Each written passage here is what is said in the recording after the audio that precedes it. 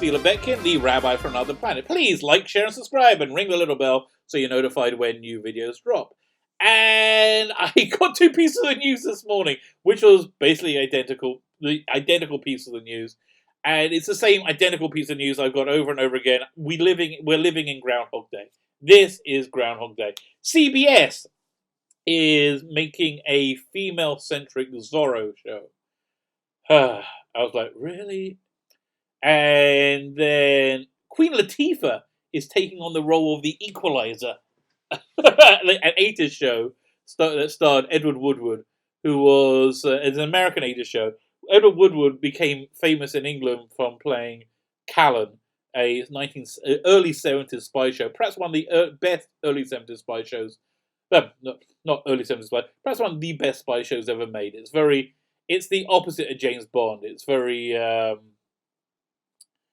matter of fact, gritty, like non-glamorous. He lives in these cheap rentals. He's got his assistant who's is this like dirty thief, professional thief. It's called Lonely because he doesn't like to take a bath and he smells. It's great. You can find it on YouTube. It's fantastic. I really recommend it. Anyway, so he in the 80s he stopped doing that, and then he was famous from that. And he went on. Oh, it's also Edward Woodward was in the Wicker Man, a really great horror movie from the 70s. Again, tiny budget. I probably have more sophisticated editing setup than they did for that movie, Wicker Man. Don't confuse it with the terrible Nicolas Cage remake. Which was, thankfully, I only saw the trailer. I didn't say it. Everybody said it was terrible. I'm like, okay, I'll give that a miss. And so then he went on to Equalizer. Equalizer then got spun off into a couple of movies with Denzel Washington. I really got to check those out. I love Denzel Washington. If they're on Netflix, I will watch them. Although I've got a lot on Netflix I want to see right now. Anyway, so Queen Latifah. The obvious casting when making a new TV show of that, Queen Latifah. Okay, so here's my overview. I don't mind having a female lead. I find it oftentimes quite interesting. The example I go to often, Starbuck in Battlestar Galactica. Yeah, I'm not really opposed to race swapping. I'm certainly not opposed to race swapping or where appropriate, or gender swapping, as long as as long as you're swapping for an actor that eschews the essence of the character, and doing that swap doesn't contradict the essence of that character. So, like, I had no problem with Lawrence Fishburne being Perry White, a black Perry White in the Superman. I thought it was fantastic casting. It really worked. I often thought if they did a Superman movie in the 2000s or the 90s, Chris Rock would have been a great Jimmy Olsen. Yeah, I think if you're going with the person, with the actor, with that actor's personality, fine. If you're just like doing, I like your skin color, then you're a racist and it's wrong and it's stupid. It doesn't work. So I didn't really notice it when it first started. Everything had to have a female protagonist. Everything does now, and that's really why I think these two shows are destined to go the same way of Batwoman or Lady Ghostbusters. Yeah, and that's even if they're actually really, really good. I doubt they're going to be good because all they need to do to be good in their eyes is have a woman in them, have a female-centric character.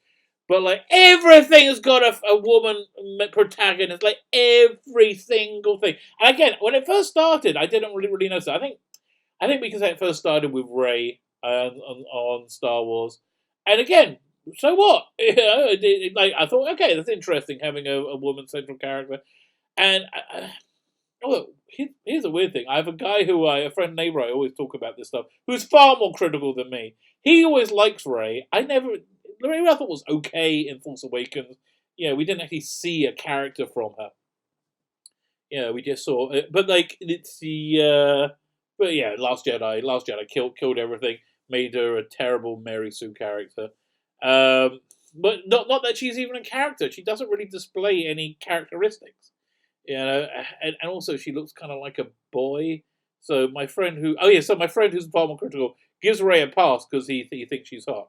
which really makes me think: is my friend a gay paedophile? Because she looks a little boyish, and she may be a great actress, but so far she has used both of her expressions.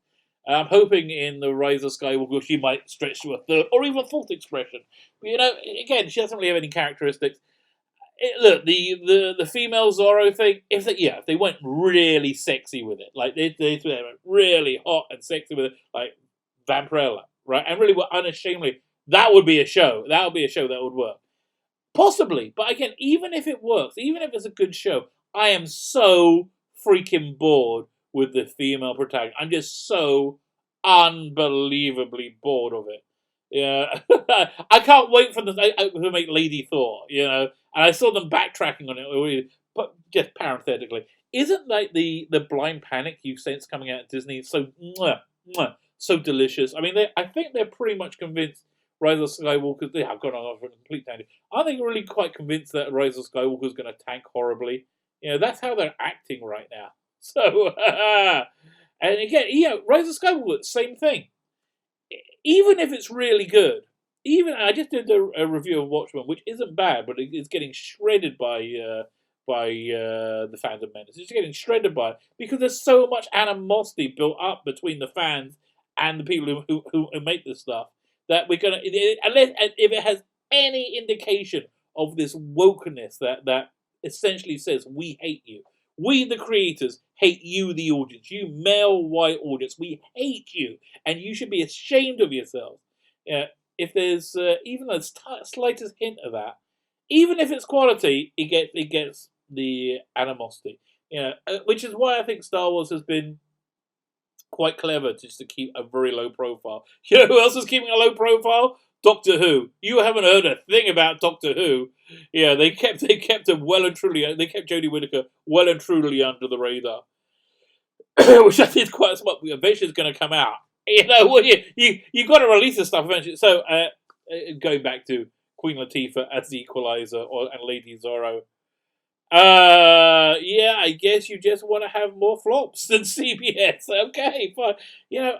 At some point, CBS, you got to screw up so much that there's got to be some kind of consequence. Like, don't you go out of business when everybody says, "Oh my God, everything you do is awful"? Like in Disney, I understand that you have a lot of properties, but legitimately everything you've done to try and appeal to a male audience, by Marvel, by Star Wars, has been met with just pure hatred by the audience because you reviled us, and so that's why it's been reflective, I think. But at some point, isn't there a point where you just go, oh, I guess we're out of business? Really, my dream would be CBS to screw up so much that Netflix ends up buying them, and I think Netflix will do a pretty good deal. Netflix is very good in that it's able to keep its balance of wokeness just right. It has plenty of woke stuff for the woke crowd. It has plenty of stuff people who hate that stuff. I think you call it diversity. And that's really, I think, where we're going to end this video. CBS, once again, showing their hatred of diversity. My name is Phelan Beck, and the Rabbi from Another Planet. Please like, share, subscribe, ring the little bell so you're notified when new videos drop. And let me know what you think. Leave a comment. Thank you so much for watching.